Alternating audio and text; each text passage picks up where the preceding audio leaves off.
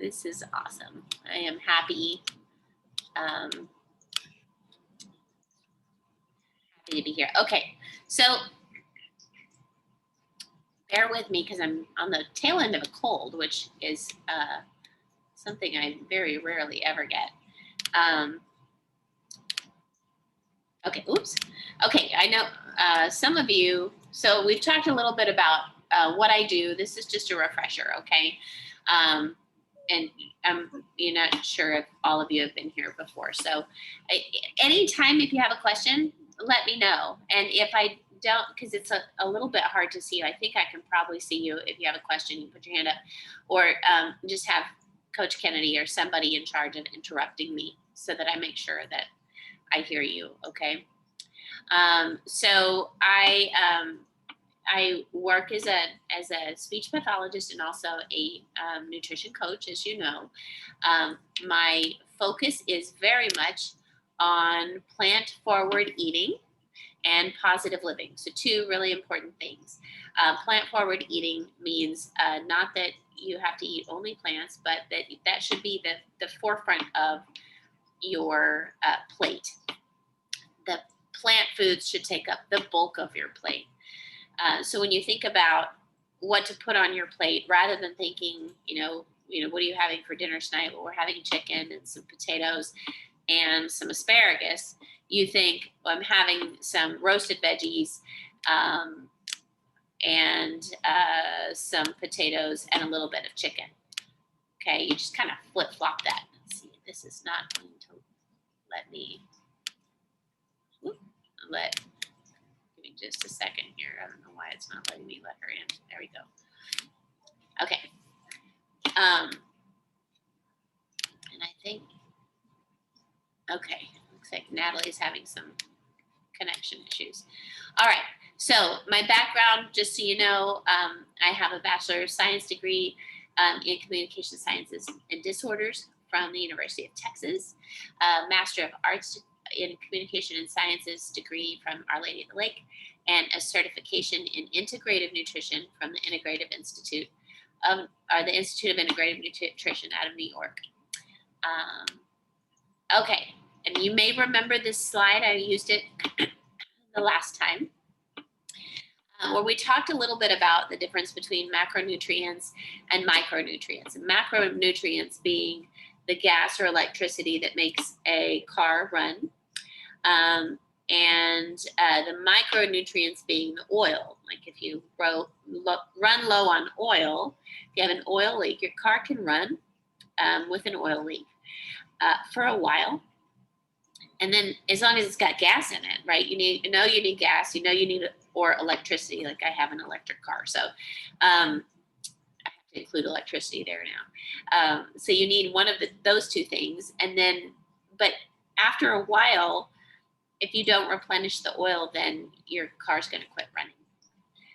And that's how your body works. So macronutrients, do you guys know what those are? Does anybody know what those are? Put your hand up if you know what those are. Aha, good, okay. So macronutrients, have you heard the term before? Macronutrients versus micronutrients? Yes, one person, okay. Kennedy, I think, right? So macronutrients are your proteins, your carbohydrates, and your fats. Your micronutrients are called phytonutrients. So those are the nutrients that come from plants. So it's a smaller, or they're the tiny little things that are really very big. They're very, very important. Okay. So let's talk for a minute about macronutrients and about protein power. So what you're going to see here, you're going to see my focus predominantly on the protein that comes from plants, okay? Because I know that you guys know about animal protein, right? Beef, pork, chicken, turkey, fish, that sort of thing. So my focus here is going to be on what protein you get from plants, so that you have a new focus on that. because plants are the things that really are, you can live extremely well on plants alone.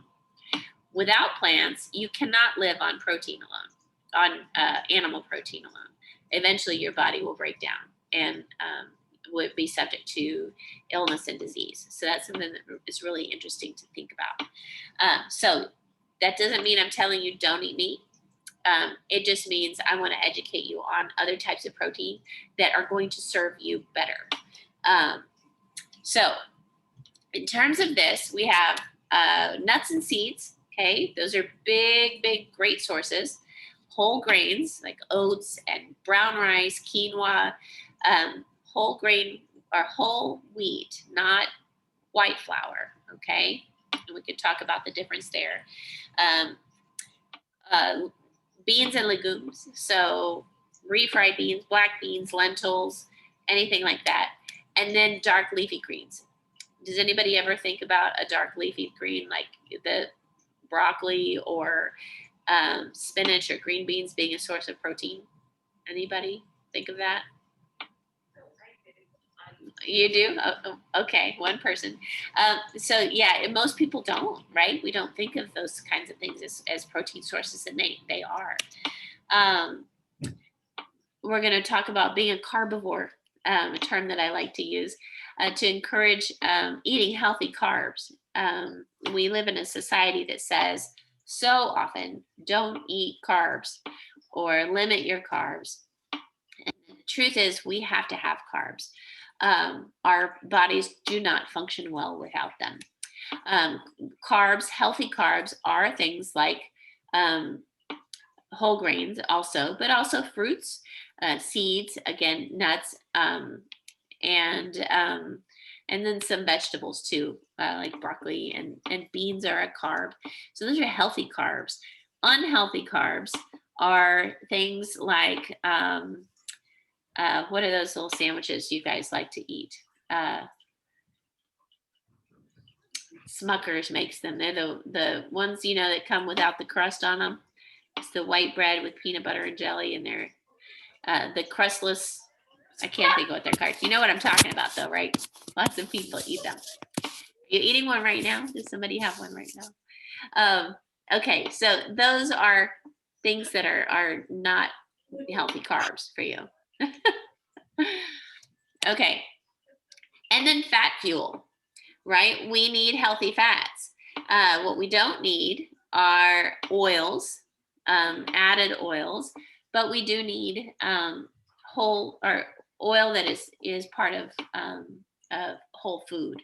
So avocado is a great source of healthy fat. Nut butters are great sources of healthy fats, and those help promote healthy. Oops, this is out of order. I'm sorry. So remember, for athletes, we talked about how many servings of fruits and vegetables that we need.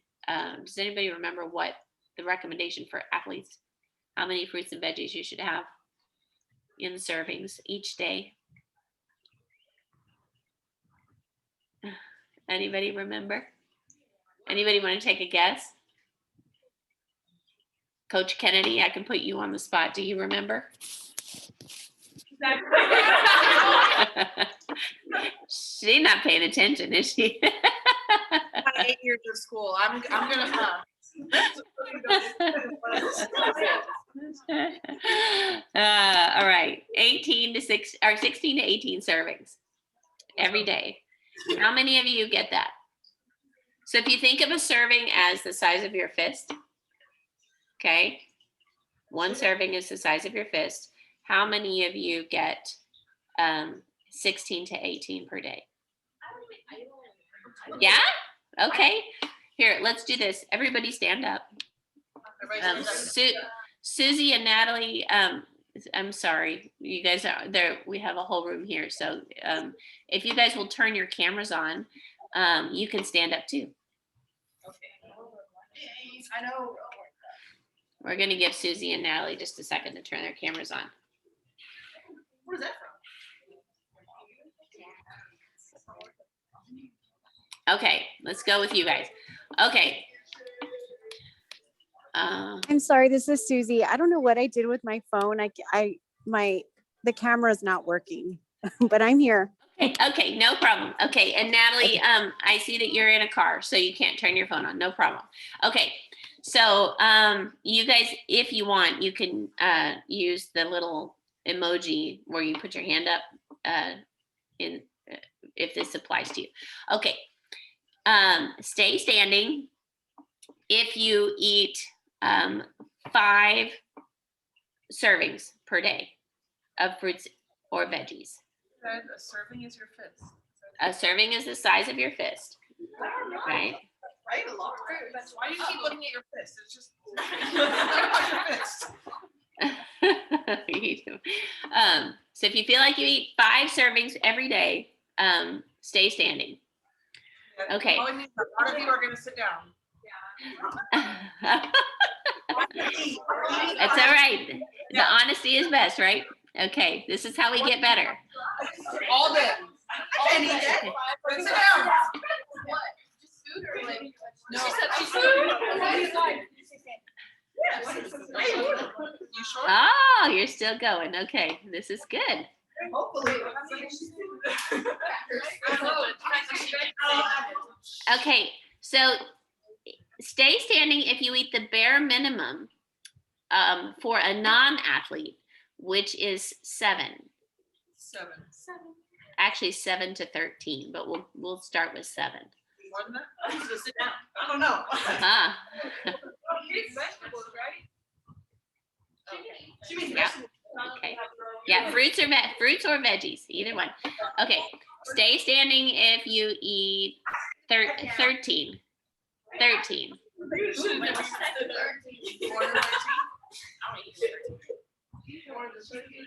Okay. Let's see. Susie and Natalie, are you guys? Would you guys still be standing? You can just put it in the chat.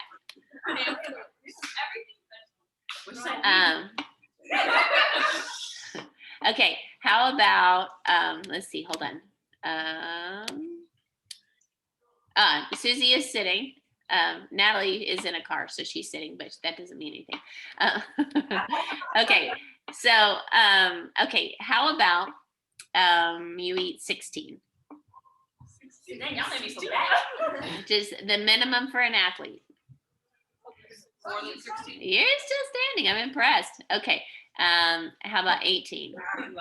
18. 18. Okay, this is really good. Okay.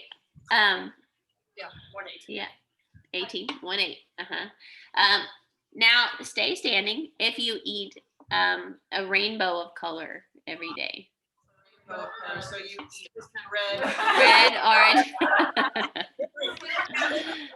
Okay. Good job. Good job. Whoops. Okay. So here's your rainbow of color, right? Eat the rainbow. That's the secret. Okay. So, and here's what your plate could look like. You can have everything. You have some grains, starchy vegetables, right? These are your grains.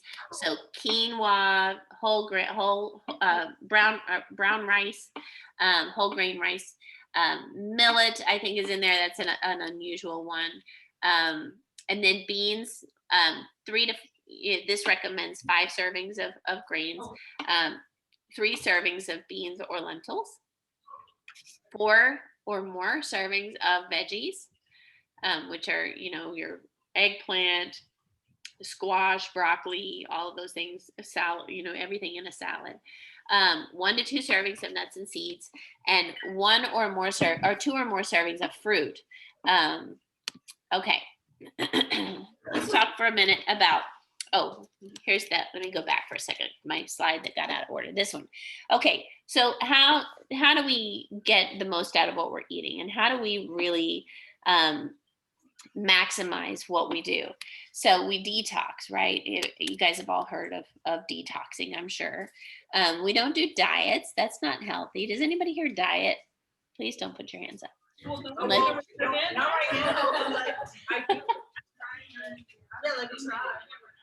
Yeah, some of you do diets. Okay. So dieting, dieting is all about limiting calories and about calorie restriction, about burning more calories than you put in. That is a recipe for what we call yo-yo dieting. When we diet by restricting calories, we inevitably rebound because our bodies are not necessarily detoxing. When we just eliminate calories or minimize calories, then our bodies tend to rebound. So we have to detox. Now, detox does not mean drinking a detox tea or taking a pill that makes us detox or anything like that. Detox is what we put in.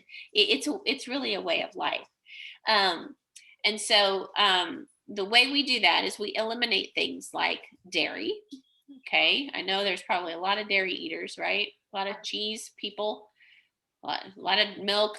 Drink milk to keep your bones strong. There's other better ways to do that. Okay. So that's one way to detox. Another way is to eliminate gluten. Do you guys know what gluten is? Yes. Yes? Okay. Well, it's pretty common now because a lot of people have gluten allergies, right?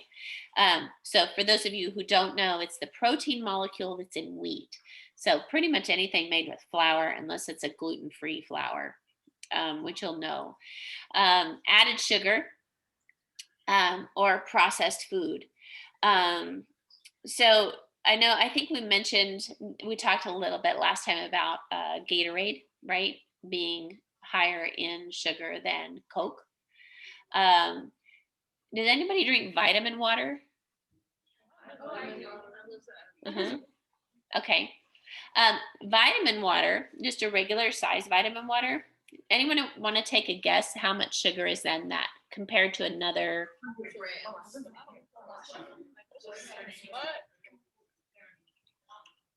So tell me, because it's hard for me to hear you in a group. So, but I'm curious what your thoughts are. Do you have maybe one of you can be a spokesperson and tell me what everybody's saying?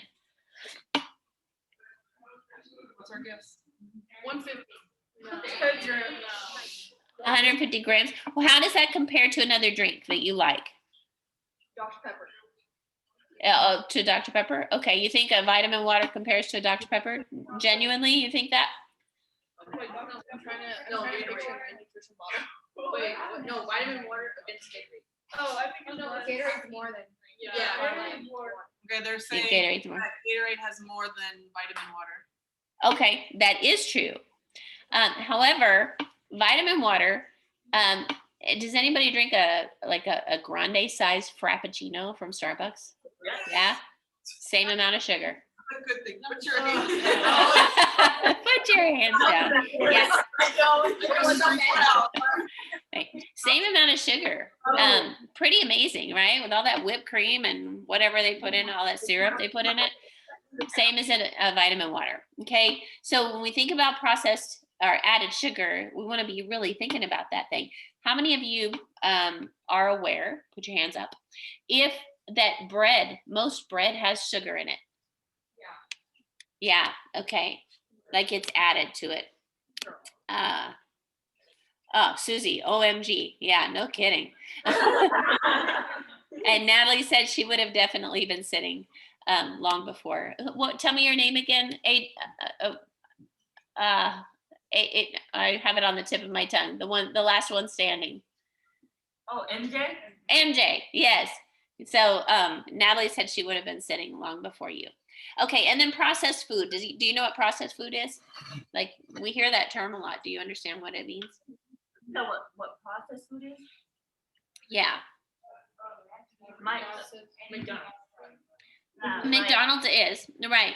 It's pretty much anything in a package, right? And we can get really specific about processed food, but it's anything that is not in its whole form. So processed food is juice. It's that we buy at a bottle.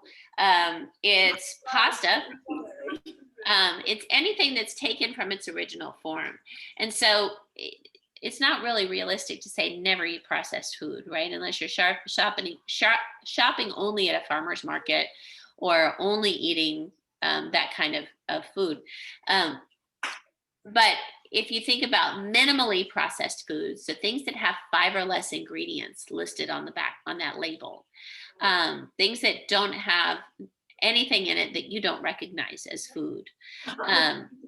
And once we get into when we do this in person, we can talk about that. We can actually look at some stuff together, and I can teach you how to recognize that stuff. So detoxing also means minimizing eating after 6 p.m. Sort of, kind of. Now that for you guys with practice and all that, there's some caveats to that. Obviously, you're not going to be drinking alcohol. I know that none of you ever would drink alcohol, right? Caffeine, minimizing caffeine and minimizing animal proteins. Okay. And then adding is another way. Those are ways that we detox, but we also detox by adding certain foods to our diet. So that includes drinking more water. Do you know, AJ, you have a question? MJ, it's MJ, right? MJ with the M. Okay, got it. You took away most of my diet. What's in most of your diet? Everything you just eliminated.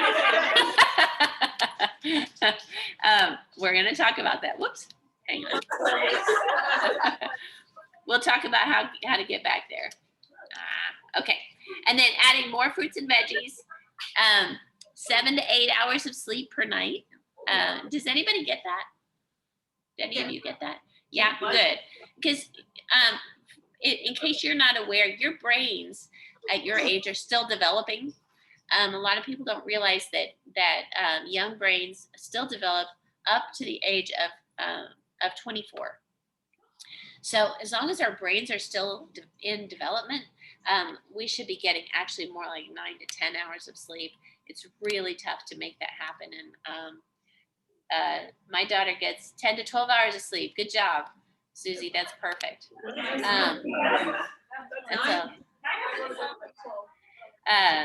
And then movement helps you detox.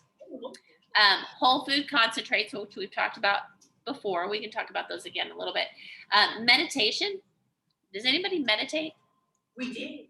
As a team. You did? Your team did? That's awesome. That's awesome. That is a form of detox.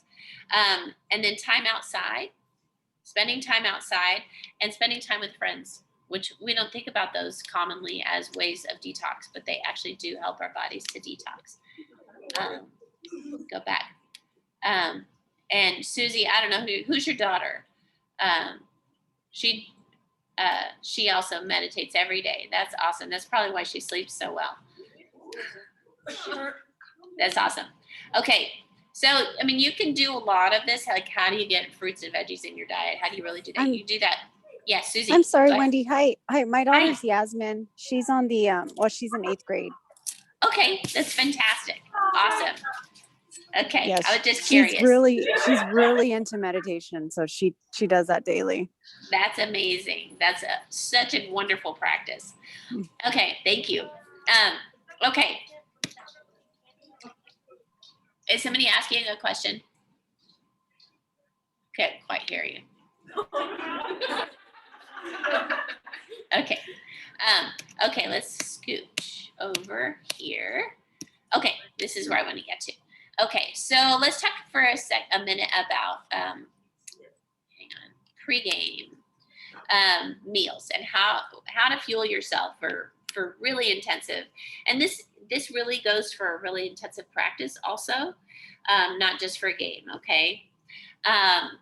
So about 3 to 4 hours prior to a game, and I know this is tough if you have an 8 a.m. game, right? You should be eating a full meal. So if you can't do that, then you eat a really full, healthy meal the night before. And that should include healthy, low-fat proteins, like what we talked about, which help to nourish your muscles, and healthy, complex carbs. So what we talked about, fruits, legumes, beans, broccoli, that sort of thing. Those are your energy foods. Whole grains, those are your energy foods. And then you minimize fats. So even healthy fats, so like avocado is a really good healthy fat. Nuts are really good healthy fats. So those should be, you don't have to eliminate them, but minimize those because it takes us longer to digest those. And you don't want to be digesting when you have to perform. That will weigh you down. It will slow you down. Your body slows down when it's in active digesting mode. So 3 hours or less prior to a game or an intensive practice, you want to eat a light meal or a snack. Okay, so you don't want to eat a big, full, heavy meal. So dinner, if you're eating dinner before practice, you want to eat a really light dinner. And you want to think healthy carbs there. Okay, not a whole lot of protein, not almost no fats at all. And think you think whole grain, think brown rice. You want to think broccoli, cauliflower. What am I trying to say? Squash, zucchini, squash, carrots, potatoes, those sorts of things are really good, healthy carbs for you that are good for that window of less than 3 hours prior to a game or intensive practice. Okay. And I'm going to send you this presentation. I'll send it to Coach and she can share it with you in case you want to make some notes about this. Okay. And then after a game, it's just as important to fuel your body. So about 30 minutes after a game, you should eat another light meal or snack. Okay. Same sort of thing as before, only you want to hydrate, like hydrate. That's that 30-minute window is really important for after a practice, after a game, to really rehydrate your body. And at this point, you want to include proteins and healthy fats, okay? Because that helps to replenish and to decrease the oxidative stress that happens from a heavy practice or a game. And then you also want to include some healthy carbs there as well. Stretch your muscles. That's the time to stretch your muscles really, really well. And then again, not instead of, but again, 2 hours after your game. So an hour and a half later after your healthy snack, you want to eat a healthy meal. You want to hydrate more at that point. You want to include more complex carbs at that point. Okay, really restore the energy food at that point, and then include healthy fats. So think lots of avocado, lots of nut butter, that sort of thing is really a really good thing to have about 2 hours after a game or a practice. So like apples and peanut butter, that's a really good snack. This meal you want to be more substantial. Okay. What questions do you have? I'm going to stop the share so I can see your faces a little better. Any questions about, oh no, I want to see your faces better. What? So yeah, okay. What questions do you have for me about pre-game eating, post-game, anything like that? Don't be shy. MJ, Shirley, you have a question. Are you vegan? No. You're not. I'm far from. You're far from vegan, but you were the last one standing. Right? Okay, so you eat lots and lots of fruits and veggies, but you don't necessarily, you also mix it in with a lot of other stuff. Right? Do you want to, I guess, in terms of like the sport demands, like there's some sports, right, that require more endurance versus some that require more bursts of energy. Is there a difference in what they should be consuming for that? There's really not, honestly. You want to make sure that you're getting that nice range of macronutrients versus micronutrients. Whatever you do, if it's, you want to really maximize your recovery time. And your recovery time is, if you are doing those short bursts of energy types of activities, then the stopping and starting is a little harder on your joints. It's just they're hard on you in different ways. Whereas the more sustained movement, like running up and down the court, like if you are someone who rarely comes out of the game, you're going to exhaust your muscles. That's where the endurance comes in. So that that takes a toll. Also, it's a little bit longer, but it takes a toll as far as oxidative stress and accumulating that. But it's no less significant. And so the way to do that is you fuel, right? You fuel it well before, like we were talking about, and then you help to replenish it. So it's really tough to eat what we need to eat in order to do that. And so we talked about oxidative, or we talked about whole food concentrates, and we talked about that in a little bit more detail the last time. But those capsules I told you about, that's the best way to get those in. A protein shake, which a plant-based protein shake, you don't want whey protein, because that's the basis of a lot of protein shakes. You want plant-based, really good plant-based protein, and if you're interested in that, let me know, because you can get that through me. But those are things that really are going to help you to repair DNA damage. So your DNA actually becomes damaged by the activity that you do, and so you have to rebuild it. Let's see, there's a question. What are good carbs? Okay, so good carbs are things like, let me share the screen here real quick one more time. I will get back to, whoops. There we go.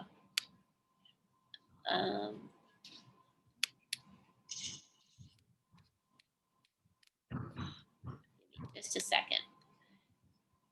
Good carbs are things like these.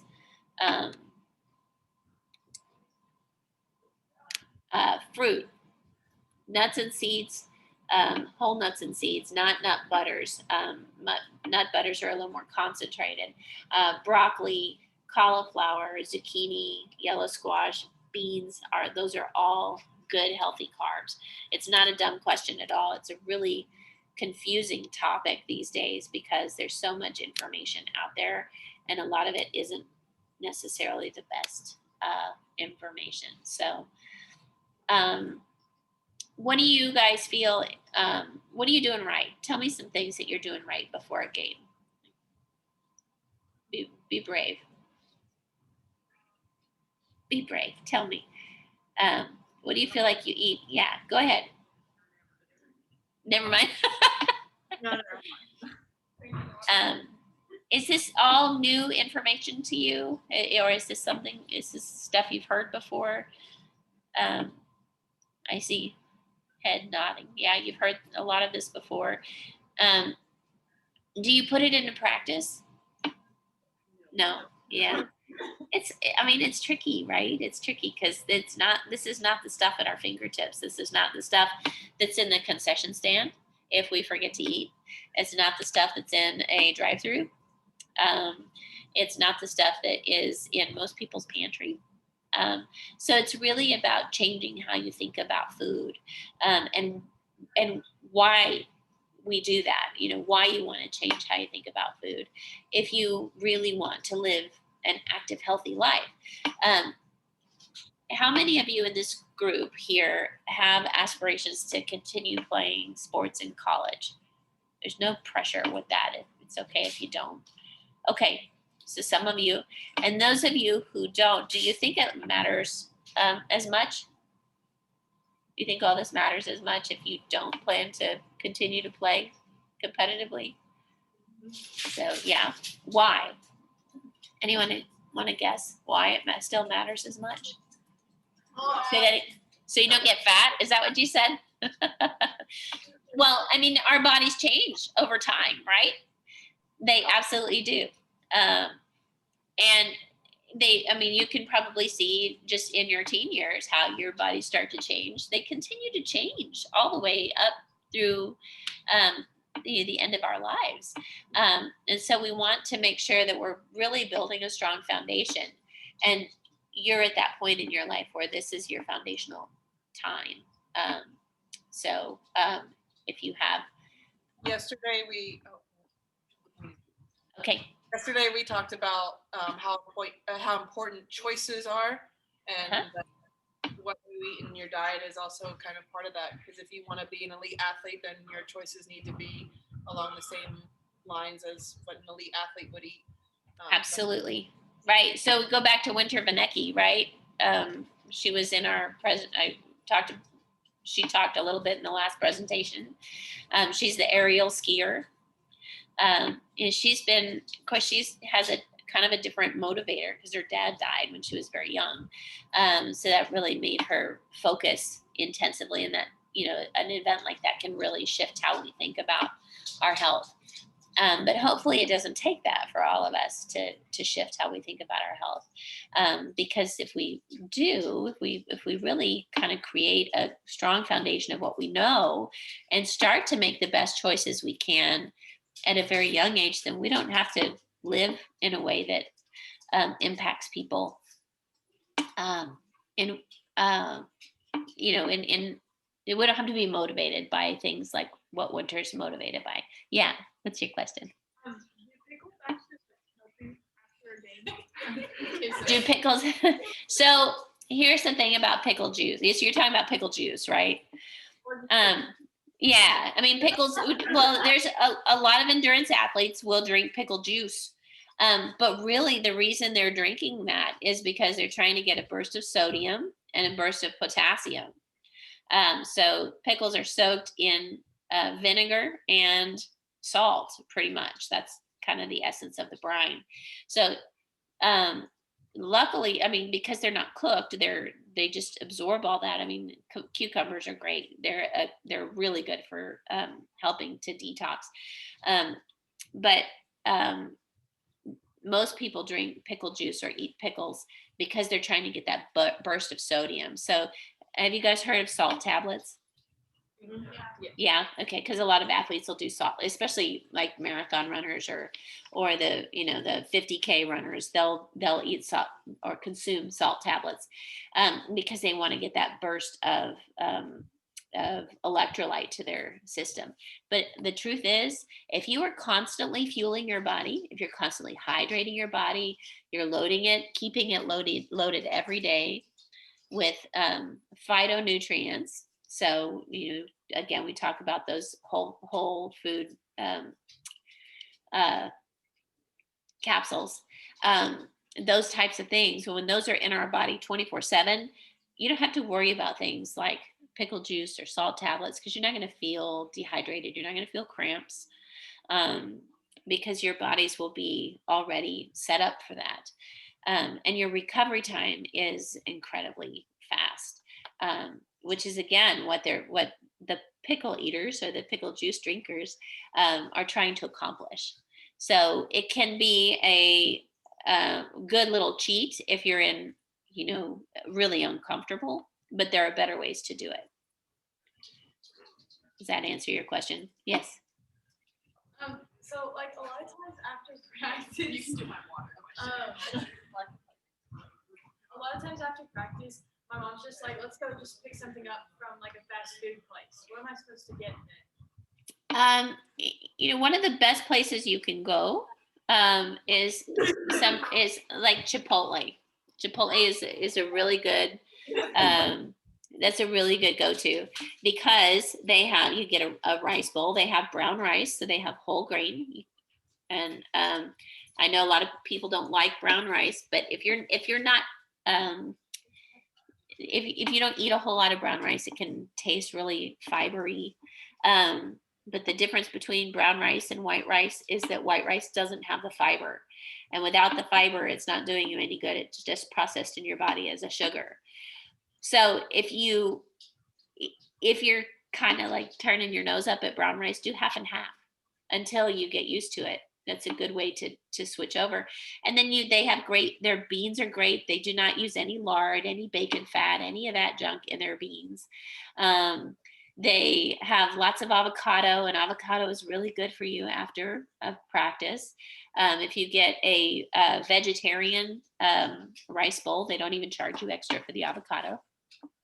So you can, and they have a lot of veggies there that you can add to that. So that's really one of the best places you can go to do that. But it's tough because your parents are tired, right? And it's a tough pace for parents to feed athletes. There are ways to do that. And I will give you, just kind of close things up here, a little bit of personal story. So my daughters, I have two daughters. They're 19, almost 20, and 24. My 19, almost 20-year-old was a athlete all the way through high school. She played varsity volleyball and club volleyball. My older daughter, who's 24, was in musical theater. So she danced like crazy. She danced a whole lot. I don't know if you guys are familiar with how taxing that is or how athletic that is. But it is also very athletic. So I raised my girls as a single mom. I was very busy. I worked full time, and they kept me very busy. And so it was tough for me as a mom to figure out how to feed them. And so our go-to was Las Palapas. I mean, there's one right down the street from my house. We drive into Las Palapas, and I just noticed that we felt really yuck after we ate there. So we'd either get, like, my younger daughter, I'd pick her up from practice. My older daughter was still at rehearsal. So we'd go through Las Palapas, drive through, and then she'd eat in the car, and we'd pick up my other daughter and she'd eat in the car on the way home. I figured out that I could go home. I could make a healthy meal that didn't have any of that junk in it in less time and spend less money by doing that, putting it in paper plates, paper bowls, than it took us to go through the drive-through at Las Palapas. And when I figured that out as a mom, that was life-changing for all of us, because they didn't feel like crap anymore at the end of their day. They weren't exhausted. They could actually come home and study when we made that transition. I felt better.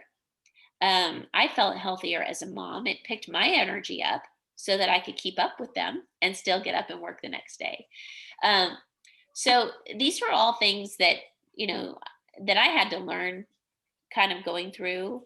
And they were really important lessons for me to learn as a parent. But it's also important to empathize with your parents and understand that their lives are really, really full and busy. And sometimes it takes you guys to be our motivators to do something a little bit differently.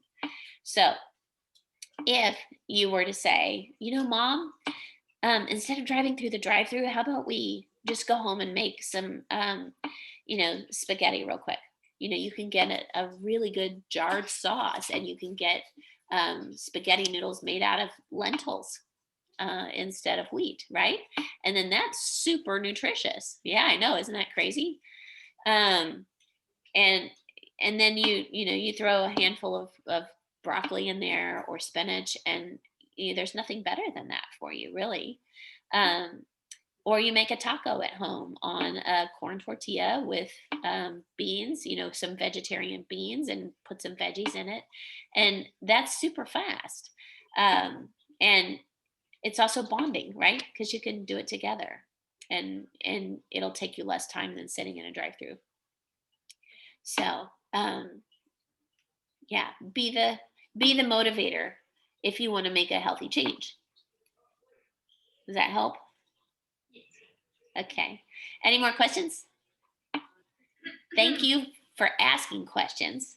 Thank you for paying attention. And more importantly than anything, thank you for letting me see your beautiful faces. So I know who I'm talking to. Stay strong and work hard. And I'll see you next month, okay? If there's a topic you want me to cover, then let Coach know, and she'll let me know, and we can cover that topic, okay? All right.